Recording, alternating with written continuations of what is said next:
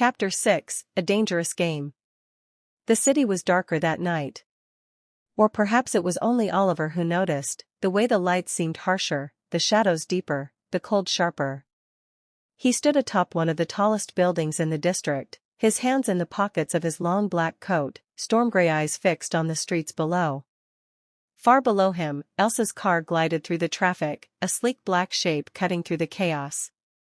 And though she didn't know it, though she couldn't see him, his gaze never left her. This was a game now. And he was winning. Or so he thought. It began earlier that day. Lydia had arrived at his office with an uncharacteristic tightness in her jaw. "There's been movement," she said simply. Oliver didn't look up from the files in front of him. "Explain." Lydia hesitated, which was rare for her. "Victor Armand is not taking the buyout quietly. He's hired a private investigator." And? Oliver prompted, finally meeting her eyes. She exhaled slowly. "And we've intercepted 2 threatening messages. Directed at Miss Vera. One anonymous. One from Armand himself." Oliver's knuckles whitened around the pen he was holding. "What kind of messages?" he asked quietly. Lydia placed a tablet on the desk and pressed play. On the screen, a video flickered to life, shaky, low-quality footage of Elsa leaving her apartment the night before. A distorted voice spoke over the grainy image. "She belongs to us. If you keep meddling, you'll both burn." The clip ended. Oliver's storm-gray eyes were calm, but the air around him seemed to drop several degrees. "Whoever this is," he said softly, "they've just declared war." That evening, he made his move. After leaving the office, he walked the streets like a shadow, letting the city's noise wash over him. The whispers in people's minds barely registered, faint, insignificant compared to the single thread he was following. Elsa. She was at a private gala tonight.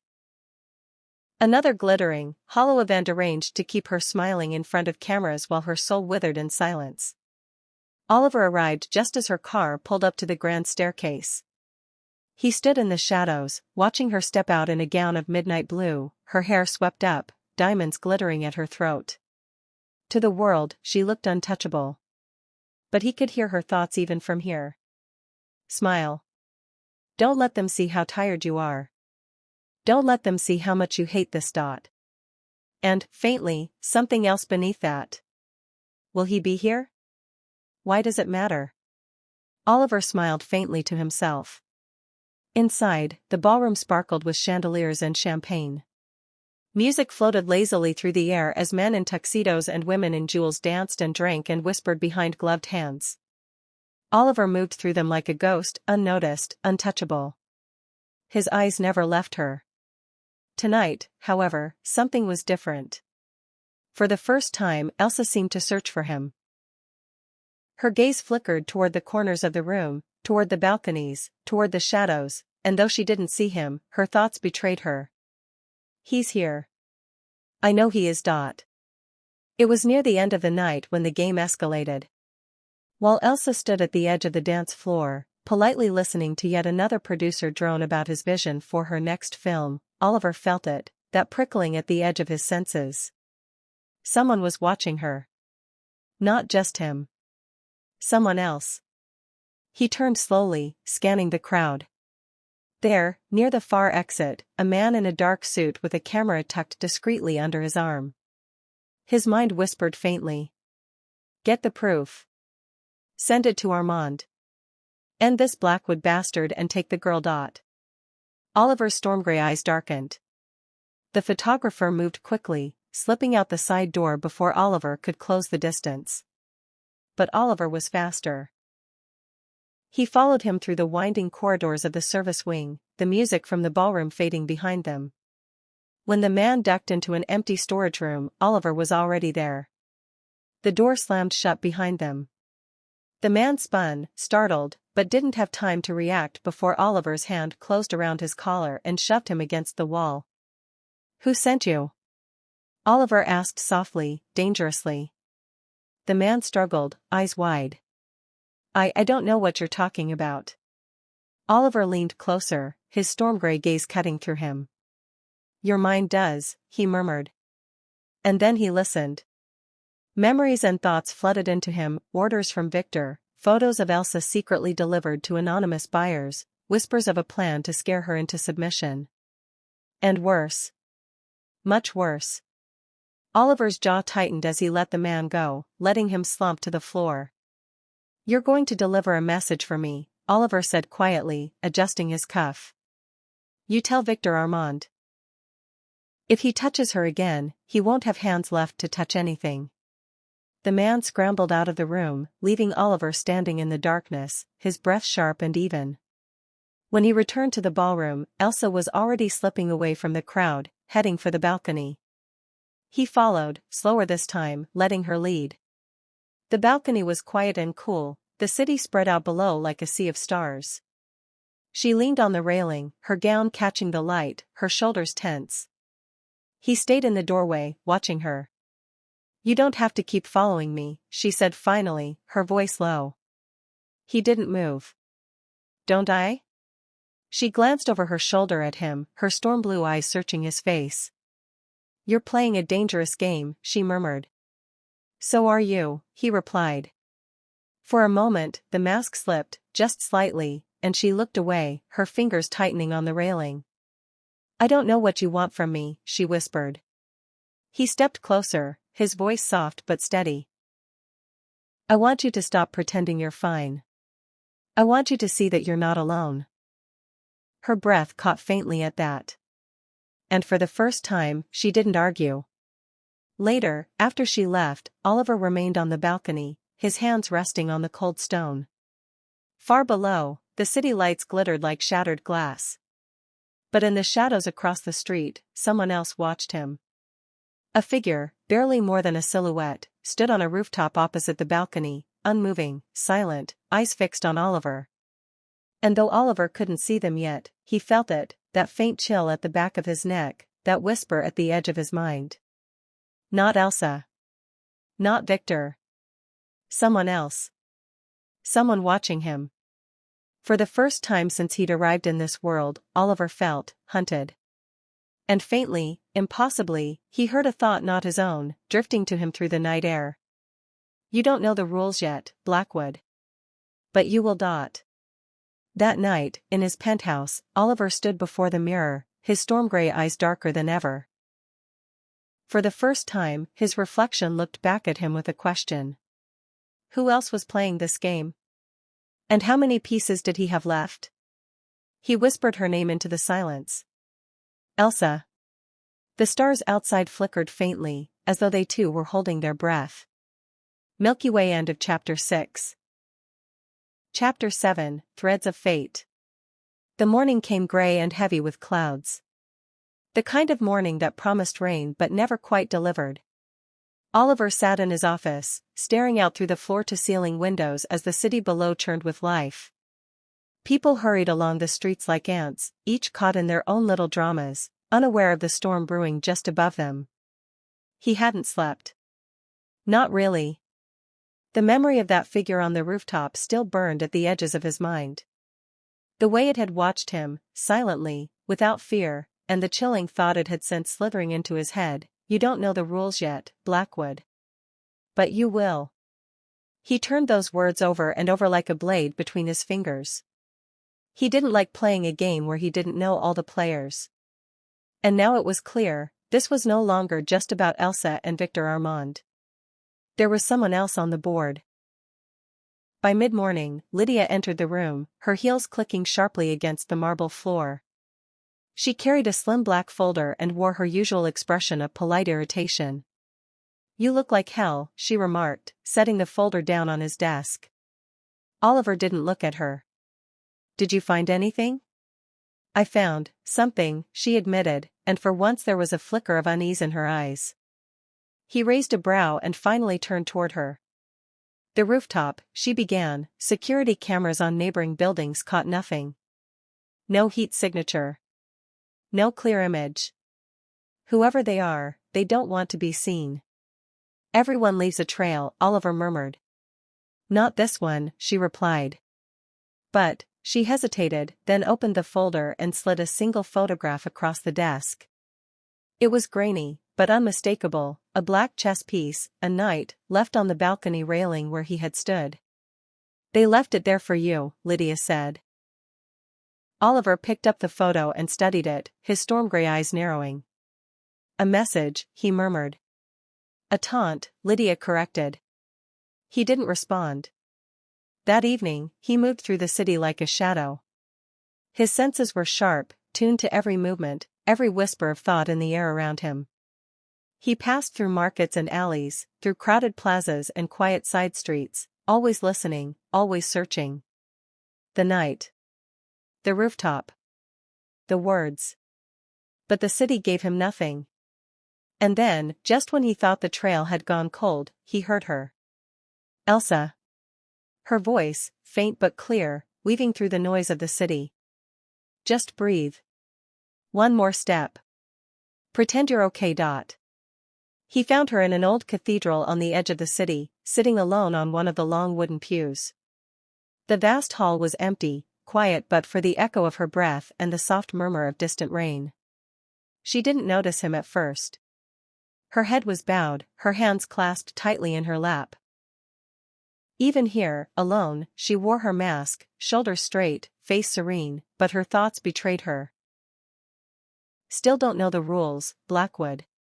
Still think you're the only one who can play?" Oliver's fingers tightened around the glass until it cracked. "Show yourself," he murmured into the darkness. But the voice only laughed, low and cruel, before fading. Later, in the silence of his bedroom, he sat on the edge of the bed, staring at the black night resting on his palm. He thought of Elsa. Of her quiet strength. Of her hidden pain.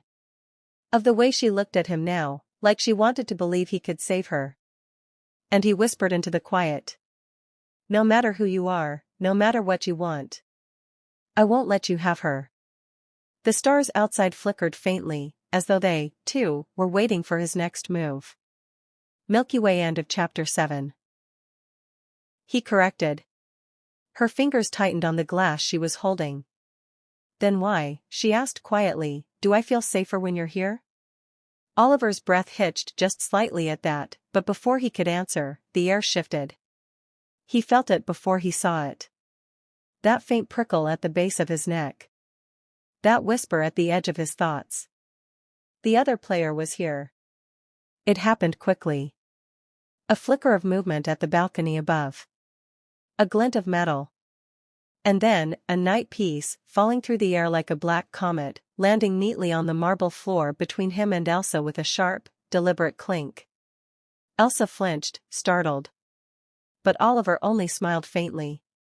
"It's about time," he murmured. He glanced at her, just long enough to murmur, "Stay behind me." And then he stepped out from the alcove, into the light of the room. The crowd barely noticed him at first, too engrossed in their champagne and gossip. But Oliver's presence, tall, dark, commanding, drew eyes anyway. And then another figure appeared at the top of the grand staircase. All in black. Face obscured by the brim of a hat and the shadows of the chandelier. And in their hand, another black knight. The stranger began to descend the stairs slowly, deliberately, as though each step was part of some intricate ritual. Oliver stood at the base of the staircase, waiting. When the stranger finally reached the last step, they stopped just a few feet away, silent. The crowd around them had grown quiet now, sensing something electric in the air. Oliver's storm-gray eyes narrowed.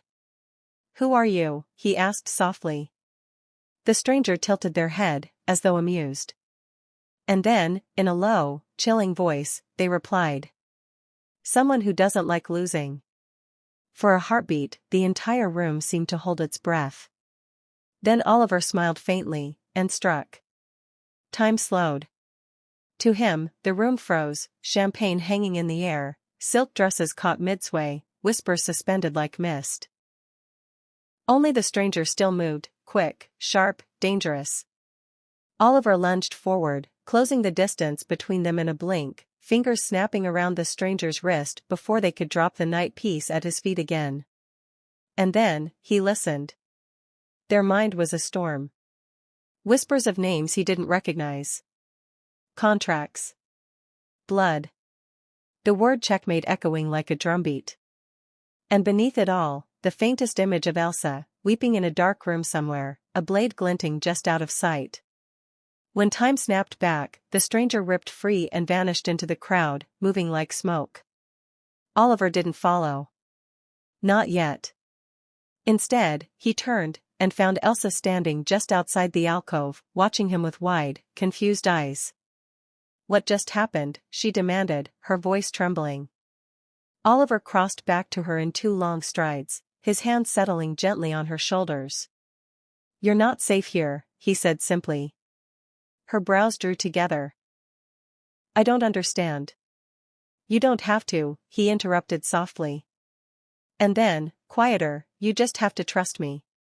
Later that night, after escorting her home and ensuring her doors were locked and guards posted, Oliver returned to his penthouse. He stood at the window as rain began to fall again, the city lights blurring into streaks of gold and blue. In his hand, he held the night piece the stranger had tried to drop at his feet. And on it, carved into the underside in tiny, precise letters, was a single word. Soon.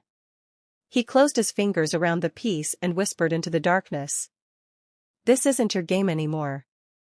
Far away, on another rooftop, the stranger watched him and smiled. Milky Way. End of Chapter 8. Chapter 9, Into the Shadows. The rain didn't stop. By morning, the city was awash in silver and gray, the streets glistening like black glass beneath the overcast sky. Oliver stood at the edge of the pier, coat collar turned up against the wind, hands shoved deep into his pockets. Behind him, the waves lapped against the dock with a quiet, relentless rhythm. In his palm, he held the last black knight, the one carved with the word soon. He turned it over and over between his fingers, eyes fixed on the dark water. Whoever this opponent was, they weren't just dangerous. They were intimate. They knew where he'd be, what he'd do, and when he'd hesitate. And worst of all, they knew Elsa. By midday, Oliver was weaving through the city's forgotten corners, the alleys where neon signs flickered weakly and the air smelled of old rain and secrets. He stopped at a nondescript door painted black, knocked once, and waited. A thin panel slid open. 2 suspicious eyes peered out.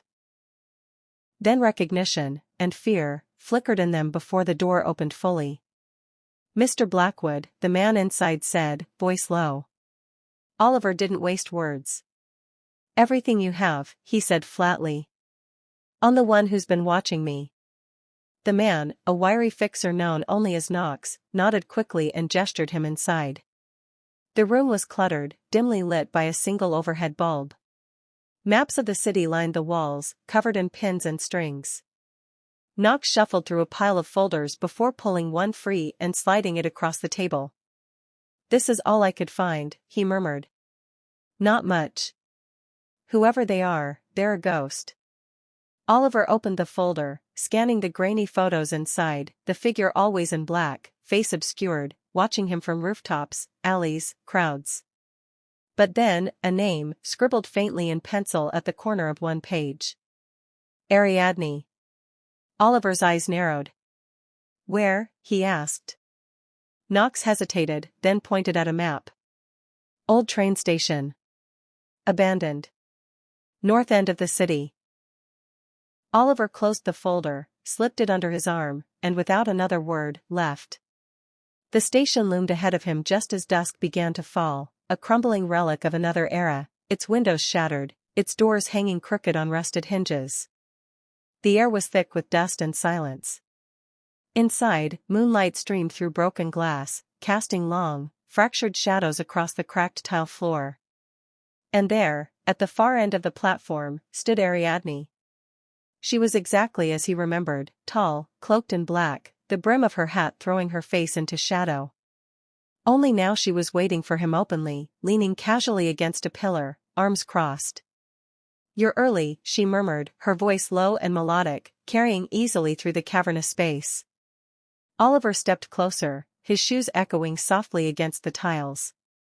"You've been following me," he said calmly. She tilted her head. You've been easy to find. He stopped a few feet away, storm-gray eyes locked on her. What do you want? A faint smile curved her lips. You, she said simply. For a heartbeat, the room felt colder.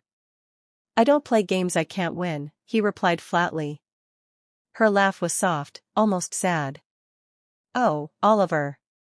You already lost before you even knew you were playing. He took another step closer, narrowing the distance between them. Who are you? He demanded. For the first time, she lifted her head fully, letting the moonlight fall across her face. And Oliver froze. Because she was beautiful, but not just beautiful. Familiar. Her eyes, storm blue. Her smile, faint, knowing. Her features, hauntingly close to Elsa's. You, he began, voice low and rough. She smiled faintly. I see you recognize the family resemblance, she said quietly. Oliver's stomach turned to ice. Who are you to her? He asked. Ariadne's gaze held his, unflinching. I'm the sister she doesn't remember, she said simply. The silence between them stretched like a knife. She doesn't, Oliver began, then stopped.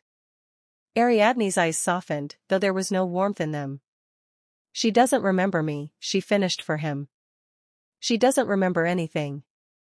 Not the night of the fire. Not the deal Victor made with me to keep her in the spotlight. Not the price she paid. Her fingers curled around the black knight she held, her voice dropping to a whisper. And not the promise I made that night, to take everything back when the time was right. Oliver's jaw tightened. She's not yours to take, he said flatly. Ariadne's laugh was low and bitter. She's not yours either, she countered. They stood there, the air thick with unspoken words, unspent violence. Finally, Oliver spoke, his voice quiet but sharp. You're going to leave her alone, he said. Ariadne only smiled faintly. And if I don't? His storm-gray eyes darkened. Then I'll end this game, he replied. Her smile widened slightly, though it didn't reach her eyes. You've already lost, she murmured again. Then, before he could move, she stepped back into the shadows. And when he followed, she was gone. Later, back at his penthouse, Oliver sat in the dark, the black night still warm in his palm. He thought of Ariadne's face, so much like Elsa's. He thought of the fire. Of the forgotten past Elsa never spoke of. Of the secrets buried beneath her perfect smile. And as he stared out at the city lights below, he whispered into the quiet. Whatever you've done to her, whatever she's forgotten, I'll make it right. Above him, the stars flickered faintly, as though watching, waiting, keeping score. Milky Way. End of Chapter 9. Chapter 10, The Fire Beneath. The dream came first. Oliver hadn't meant to sleep. He'd sat in his chair by the window, staring out at the city long past midnight, the black night still resting on his palm. But somewhere between thought and exhaustion, his eyes slipped closed. And the dream came. It was fire. Everywhere. The smell of smoke. The sound of splintering wood and shattering glass. Screams, high and sharp, cutting through the roar of the flames. And through it all, a girl, standing alone in the middle of a burning room, her dress torn, her hair tangled, her storm-blue eyes wide with terror. Elsa. But not the Elsa he knew. This Elsa was younger, 17, maybe 18, and she was clutching another girl's hand. The other girl turned, and he saw her face. Ariadne. Both of them were crying, coughing from the smoke, clinging to each other. Then, Victor appeared. Tall, cold, unyielding even as the fire blazed around him. He said something. Oliver couldn't hear the words, and yanked Elsa's hand from her sister's grasp. Ariadne screamed, reached for her, but Victor pulled Elsa through the flames and out of sight. And Ariadne stayed behind. Oliver woke with a start, breath sharp, the smell of smoke still lingering in his mind. But it wasn't just a dream. It was a memory. Hers. And now, his. By dawn, he was already moving. If the answers lay in the past, he would drag them into the light, one by one if he had to. Victor Armand's estate lay at the edge of the city, sprawling, sterile, guarded like a fortress. Oliver didn't care. He walked past the gates like they weren't there, past the startled guards who suddenly forgot how to raise their rifles. The mind-reading had its uses. Inside, he found Victor in his study, sipping brandy and staring at a wall of old photographs. Victor didn't flinch when the door slammed shut behind him. "Mr. Blackwood," he said coolly, without turning. "You're trespassing." Oliver stepped closer, his storm-gray eyes cold. "You made her forget," he said flatly. Victor raised an eyebrow but still didn't look at him. "I did what had to be done," he replied simply. Oliver's jaw tightened. "Tell me," he demanded. Finally, Victor turned, his expression a mask of indifference, though something faintly sharp glinted in his eyes. "She was broken," Victor said after a pause. "The fire took everything from her. Her parents. Her home. Her sister." "She still had her sister," Oliver interrupted, voice low. Victor smiled faintly, but there was no warmth in it. "She thought she did. But Ariadne was already gone the moment she made her choice." Oliver took a step closer, his voice sharp. "What choice?" Victor exhaled slowly, setting his glass down. "She chose to live," he said simply. "And Ariadne chose to burn." The words hung in the air like ash. Oliver stared at him, storm-gray eyes narrowing. "You erased her memories," he accused. Victor finally met his gaze, unflinching. "She begged me to," he said quietly. "Do you know what it does to a girl? To watch her sister burn alive in front of her? To know she chose herself instead?" Oliver's hands clenched at his sides. "So you turned her into this perfect doll. A celebrity. A pawn for your empire." Victor's smile was bitter now. "And yet," he murmured, "she's happier now than she ever was with Ariadne." Oliver's breath was sharp. "That's not your decision to make," he said coldly. Victor didn't reply. Oliver turned on his heel and left without another word. That evening, Oliver stood outside Elsa's apartment, waiting. When she opened the door, she looked startled to see him, but not unhappy. "What are you doing here?" she asked softly. "I need to show you something," he said simply. Her brows furrowed. "Now?" "Now," he repeated. Something in his tone made her hesitate, but finally she nodded, slipping on her coat and following him. He took her to the old neighborhood, where the houses sagged under the weight of years and the air still smelled faintly of smoke. They stopped at the charred remains of a once grand estate, its blackened skeleton still jutting against the sky. Elsa stared at it in silence. Her storm-blue eyes darkened. "I know this place," she whispered. Oliver stepped closer, watching her carefully. "You lived here," he said gently. She shook her head faintly, but didn't step away. "I don't," she began, but her voice faltered. Then, faintly, she gasped. Flashes. Heat. Screams. A girl's hand slipping from hers. A promise to never forget, swallowed by fire. Elsa stumbled back, clutching her head. Oliver caught her before she fell, his hand steady on her shoulders. Her eyes were wide and wet when she looked up at him. "I left her," she whispered. "You didn't," he said firmly. Her breath hitched. "She stayed behind," he said softly. "But you didn't leave her." They stayed there for a long time, the two of them alone under the weight of the past. Finally, Elsa straightened, her jaw tight, her eyes stormier than he'd ever seen them. "I need to see her," she said quietly. Oliver nodded. "You will," he promised. Later that night, back at his penthouse, Oliver stood at the window again, staring out at the city as the stars blinked faintly overhead. Ariadne's words echoed in his mind, "You already lost before you even knew you were playing." But he smiled faintly to himself. Not yet. The board was still set. And tomorrow. He'd make his move. Milky Way. End of Chapter 10. Chapter 11, The Final Move. The city was quiet that night. Too quiet. Oliver could feel it, a tension in the air, sharp and metallic, like the moment before a storm breaks. Beside him, Elsa sat silently in the back of the car, her hands clasped tightly in her lap, her eyes fixed on some distant point beyond the window. Her storm-blue gaze no longer looked lost or unsure. It burned now, steady and certain. She had remembered enough. Enough to know what had been taken from her. Enough to want it back. And Oliver would stand with her until the end. The abandoned theater rose before them like a shadowed cathedral, its great arched doors yawning open.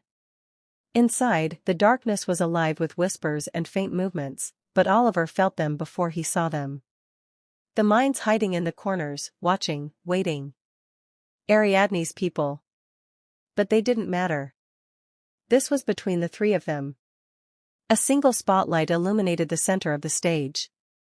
And there she was. Ariadne. Dressed in black as always, her figure graceful and still, her storm-blue eyes reflecting the faint light like shards of glass. She smiled faintly as they approached. "So," she murmured. "You finally remembered me, little sister." Elsa stopped at the edge of the light, her voice low but clear. "I never forgot you," she said. "You were stolen from me." Ariadne's smile sharpened. "Is that what he told you?" she asked, flicking her gaze toward Oliver. Elsa didn't flinch. "I remember the fire," she said softly. "I remember you letting go of my hand." Ariadne's jaw tightened, just slightly. "I let go," she repeated, her tone mocking. "That's what you tell yourself?" Oliver stepped closer now, his storm-gray eyes locked on Ariadne's. "You made your choice," he said flatly. Ariadne's laugh was quiet, but bitter. "I made the only choice they gave me," she snapped. And for the first time, the cracks showed. In her voice. In her eyes. "I stayed behind because Victor told me only one of us could walk out alive," she hissed. "I thought, if you lived, it would all be worth it." Elsa's breath caught. You chose me," she whispered. Ariadne looked at her then, really looked at her, and for a heartbeat the anger in her gaze faltered. "I loved you more than anything," Ariadne admitted. "I thought, if I burned, you could shine." The silence that followed was heavy, but not hopeless. Elsa stepped fully into the light now, her voice shaking but steady. "You should have come back," she said. "I did," Ariadne said quietly. "But by then, you didn't remember me." For a long moment, neither of them moved. And then, Elsa reached out. Her fingers hovered in the air between them. "You don't have to be alone anymore," she said softly. Ariadne stared at her hand. And then, slowly, she took it. Oliver felt the shift immediately. The tension in the room snapped, like a string pulled too tight finally breaking. The whispers faded. The watchers melted back into the shadows. And on the stage, the two sisters stood hand in hand, no longer enemies. But it wasn't over yet. Oliver felt it before it happened, the faint ripple in the air, the twist in the timeline. Someone else was here. Victor. He emerged from the wings, clapping slowly, his smile cold. "Well," he said smoothly, "isn't this touching?" Elsa's fingers tightened around Ariadne's. Oliver stepped in front of them both. "No more," he said, his voice low and dangerous. Victor tilted his head, amused. "You think you can undo what's been done?" he asked. Oliver's storm-gray eyes glinted.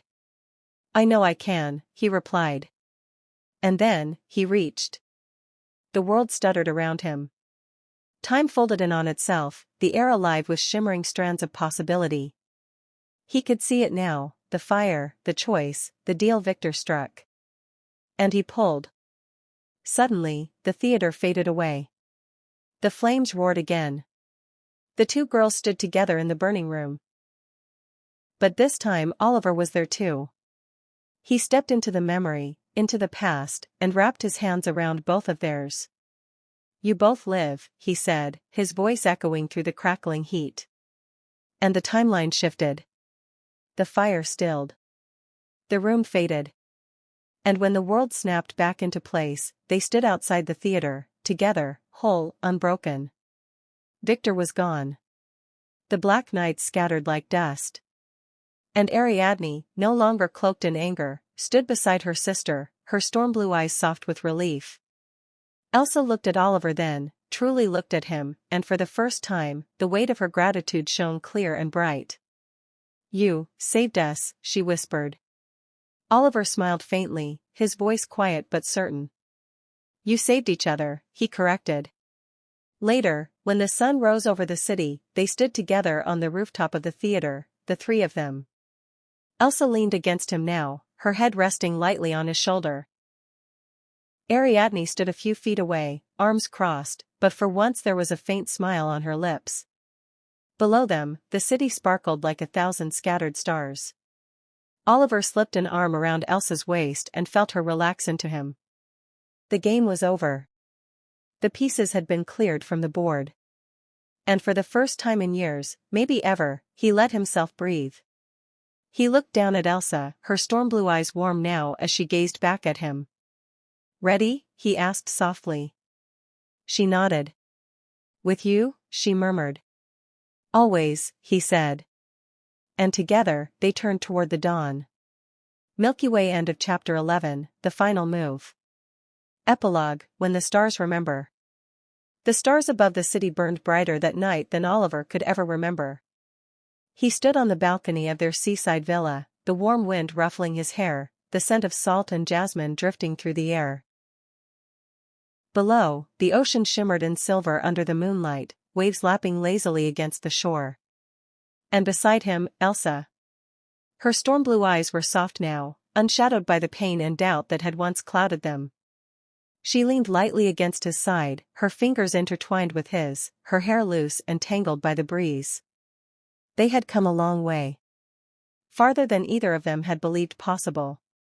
It had been 6 months since that night at the theater. 6 months since the fire had been undone. Since Ariadne had taken her sister's hand and chosen forgiveness over fury. Since Victor had disappeared, swept away into the timelines Oliver had pulled like threads from a fraying tapestry. Now the sisters shared this quiet corner of the world, Ariadne in her own little cottage just down the hill, rebuilding her life with cautious hope. And Oliver and Elsa here, at the edge of everything, learning what it meant to simply be. That evening, after dinner on the terrace, Elsa disappeared for a moment, returning with a small black box cradled in her hands. Oliver raised a brow as she pressed it into his palm. What's this? He asked, amused. Open it, she urged, a faint smile playing on her lips. Inside the box lay a single black knight chess piece. But this one was different. On its base, engraved in delicate silver, were the words. You win. Oliver's lips curved into a soft laugh as he turned it over in his fingers. You made this? He asked. She nodded, her cheeks coloring faintly. You kept them all, she said quietly. All those nights they left for you. I thought, maybe you deserved one that wasn't a threat. He slipped the piece back into the box and set it down before reaching for her hand. I don't need trophies, he said softly. Her storm-blue gaze lifted to meet his. You're enough. Later, when the villa had gone quiet and the stars burned high above them, they walked down to the beach barefoot, the sand cool between their toes.